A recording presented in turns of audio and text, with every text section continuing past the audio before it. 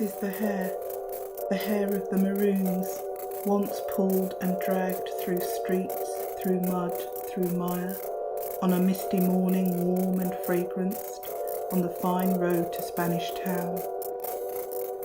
Yours stands reflected back to me, runs fair and ringleted, oval and straight. It cascades over your shoulders, so soft and sensuous like the golden fleece itself. But no healing balm from this head, no cares, no comfort, no succour, no prayers. It rests like freshly hewn hay on the shoulders of Mars.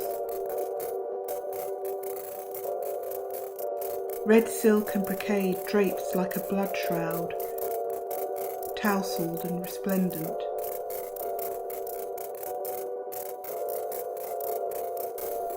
Helix, nappy, spiraled and kinky. Cotton, wool, spongy. Shrinking hair, straight hair, ellipsed, rare. Original, out of time. Unkempt, sword, scalp soured, brush it with kerosene and paste it with cornmeal to find relief.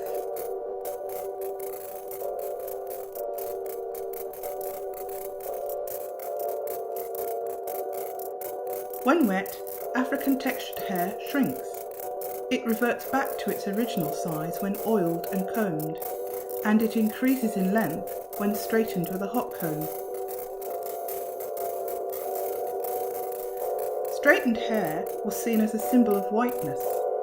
The afro was seen as an expression of black pride and a rejection of societal norms, a symbol of rebellion. Kabina Mercer states, African elements, be they cultural or physical, are devalued as indices of low status, while European elements are positively valorized as attributes enabling individual upward mobility.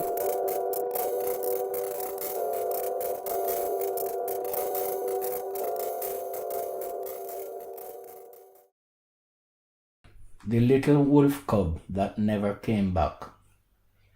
Away in the forest, dark, damp, and deep, the wolf went hunting when men were asleep, and the cunning old wolf were so patient and wise as they taught the young cubs how to see with their eyes and to smell with their nose. And what a wolf hunt for is what a wolf fear. Of danger they warned. Cubs, you must not go there. It is the home of the grizzly bear. But one silly cub thought he was always right, and he settled to do his own hunting one night. He laughed at the warning, said he didn't care for the grizzly bear. He bounded away till him come very soon, where the edges of the forest lay white in the moon, to what he'd been warned of, that terrible lair, the haunt of the grizzly bear. Him come, and what happened? Alas to the pack, that poor silly wolf cub has never come back. And once, in a neat little heap on the ground, the end of a tail and a whisker were found, some fur and a nose tip, a bristle or two, and the kindly old wolf shook them head, for them knew it was all of his nice little feast he could spare, that grizzly bear.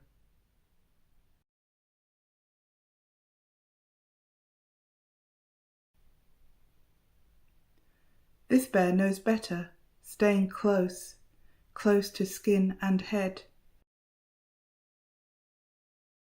watching the backward, seeing into the mist. This bear knows better than to struggle against the ties that bind, for this is a means to travel through time and space itself, into the other. This bear is suspended in remembrance.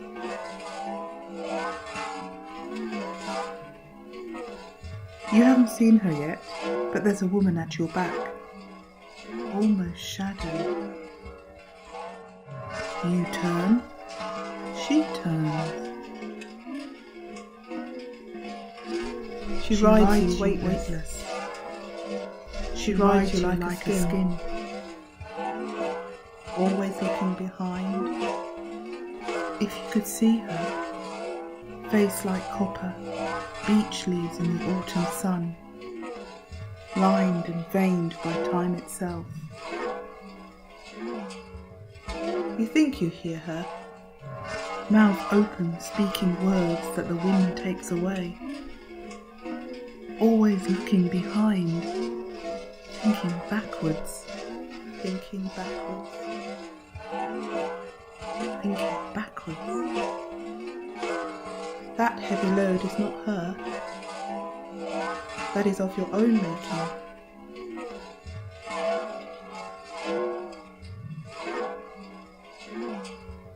She's from the time of the gin, the time of fire and ice, water and sin. If you hear her,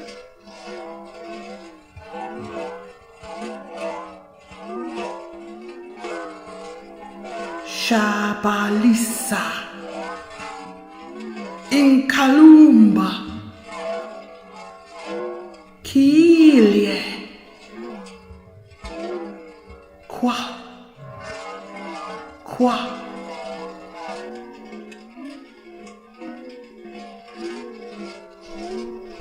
Her name is Kurdi.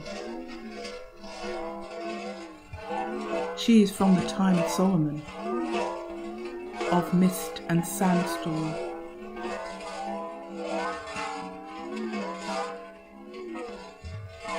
Nearly touchable.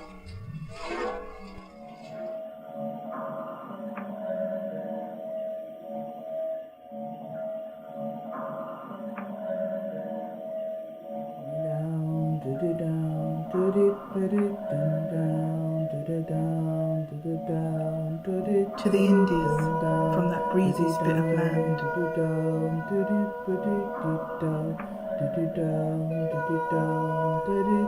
Heavy with golden dreams, drowsing breezes past.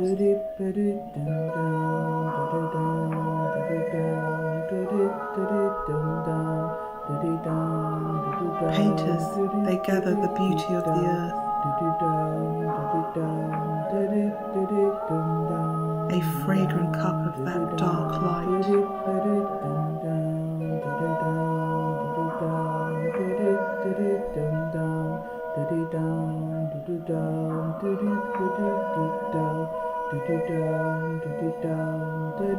I might rest, for sleep would be sweet among the shades.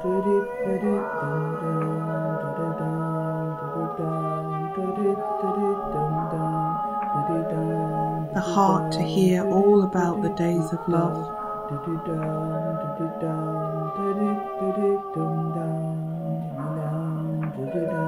And the eyes of love do not waver in their gaze. Brightened by the feast days of the city.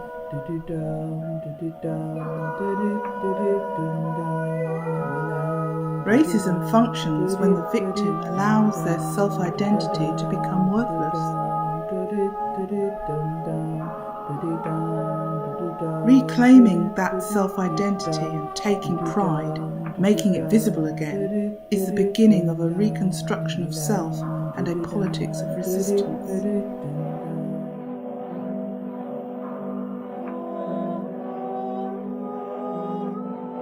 When day and night are equal.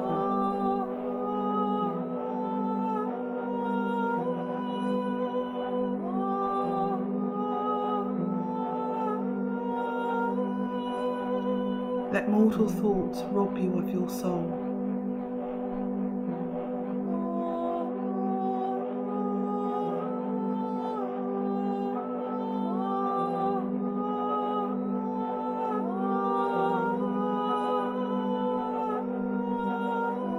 Nor music, nor dances of a native place.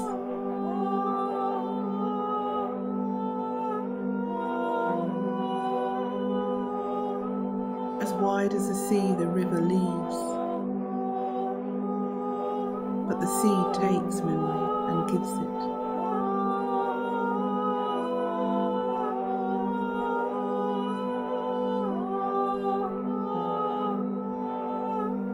Some are shy of going to the source, for riches begin in the sea.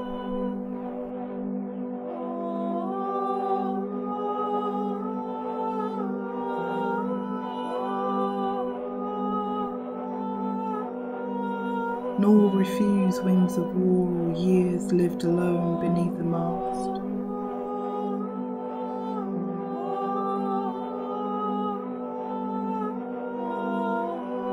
The northeasterly blows in.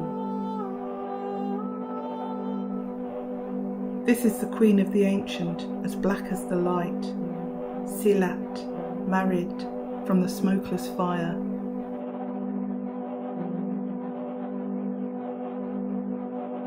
You with your plaited hair on head, entwined, furled, twisted and through.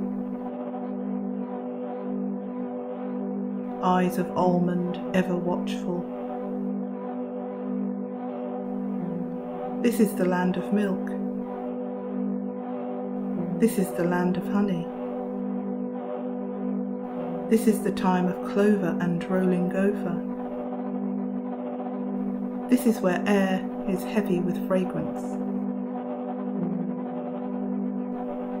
She looks at you with almond eyes. She looks away from you with those same. This is the place of blood and wound. This is the time of salt and fire. This is the land of the forever winds. This is the place where air consumes. The Queen of the Ancient, as white as the night, sees you at your hearth, fires burning bright, sees you at your birth, screaming and sticky with life, sees you at the beginning, spewing lava and brimstone and smoke and dust, sees you at your awakening, speaketh you, articulate and infinite and indefinite. Here is the join where time is veiled, seen and unseen, touchable yet not. Here is the place where all voices meet to shout the loudest. Here is where sun and moon is some invention or catastrophe. This Queen of the Ancient, black skin, white mask, sees through the dark light, sees into the light night. She touches now, then, and before, you now, me then, us before. This is the land of the silent. This is the land of the silence. This is the land of